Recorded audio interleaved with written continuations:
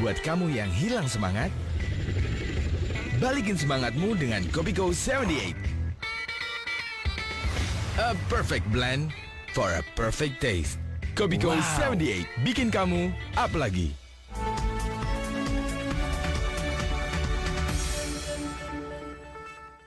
Kita lanjutkan kembali perbincangan kita pemirsa. Mas Andri, tadi kita sempat bahas salah satu untuk mengejar pertumbuhan ekonomi adalah mungkin dengan cara meningkatkan belanja pemerintah. Tapi realisasinya ternyata belanja pemerintah jauh dari ekspektasi kita. Apa sebetulnya menjadi masalah atau penyebabnya menurut Mas Andri? Nah ini juga sebenarnya menarik nih, karena kalau dari data realisasi belanja yang dirilis oleh pemerintah, belanja di kuartal 1 ini memang relatif lebih baik ya dibandingkan dengan kuartal 1 yang sama tahun lalu misalnya. Kita sendiri memang sangat positif dengan upaya-upaya yang dilakukan oleh pemerintah ya untuk menggenjot belanja, misalnya dengan mempercepat lelang ya dan lain sebagainya. View kami sendiri memang harusnya belanja pemerintah ini akan jauh lebih baik dibandingkan dengan apa yang kita lihat di tahun 2015 yang lalu. Mungkin kalau di kuartal 1 ini mungkin masalah di lapangan ya, kendala di realisasi belanjanya sendiri. Saya sendiri masih mencari atau figurat kenapa pencatatan dengan yang di GDP-nya itu relatif berbeda atau relatif lebih di bawah dari ekspektasi kami gitu. Kami sendiri waktu melakukan forecast di kuartal 1 ini yang di kuartal pertama kuartal 1 2016 ini kita ada 5,02 dengan kita ekspektasinya untuk belanja pemerintahnya sendiri itu di kisaran waktu itu tuh di 4,6%-an gitu ya. Jadi di 6%. Jadi memang relatif lebih tinggi gitu, optimis di kuartal 1 ini. Sementara yang lain-lainnya itu relatif inline dengan apa yang dirilis oleh BPS.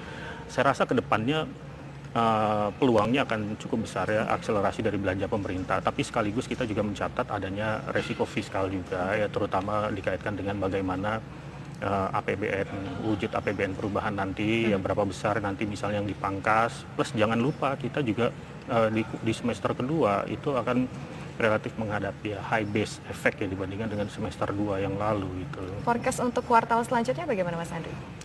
Saya pikir ekonomi masih berada di level misalnya kuartal 2, feeling saya sih masih di antara 5 sampai 5,1% gitu ya, dan kemudian akan relatif membaik di semester kedua gitu. Nah kalau kita berbicara mengenai berkaitan juga misalnya dengan masalah lapangan usaha. Kalau Mas Andri melihat lapangan usaha, misalnya katakanlah kita ambil contoh dari sektor otomotif. Sektor otomotif hanya tumbuh kalau tidak salah sekitar 4% di tahun lalu. Kalau tahun ini bagaimana? Saya rasa outlook kami tidak jauh berbeda ya dengan apa yang kita punya di tahun 2015 yang lalu. Kita prediksikan di kisarannya di 5% untuk sektor otomotif, Mbak. Gitu. Nah pemerintah kan juga sudah mengeluarkan berbagai insentif ataupun juga kebijakan-kebijakan untuk mendorong investasi masuk. Tapi tampaknya belum terlalu maksimal dampaknya bisa dirasakan. Anda menilai mungkin kebijakan-kebijakan yang ada tidak efektif, Mas? Ya, kita nggak bisa bilang itu tidak efektif karena memang kalau kita bicara kebijakan untuk diinvestasi kan butuh waktu ya untuk sampai ke realisasinya gitu. Berbeda dengan misalnya kalau kebijakan untuk di sektor demand atau konsumsi misalnya langsung ada bekasnya, tapi kalau langsung ada realisasinya. Tapi kalau di infrastruktur ya, di investasi itu kan ada butuh waktu ya untuk sampai dengan implementasi dan impactnya kepada perekonomian gitu.